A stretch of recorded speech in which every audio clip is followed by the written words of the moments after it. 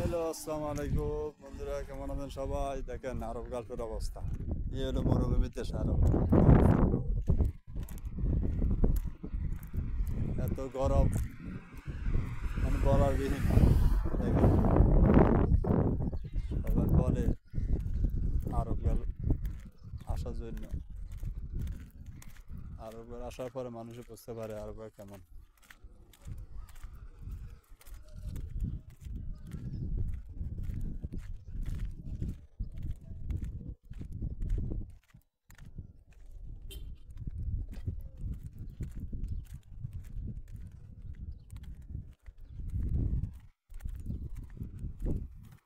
দেখেন এখানে খারিফের হওয়ার সম্ভাবনা বেশি, তো খারিফের জন্য সবাই মার্কেট কত সুন্দরভাবে সাজাচ্ছে, কিন্তু খারিফ এখনো আসা কোনো নামে নেই।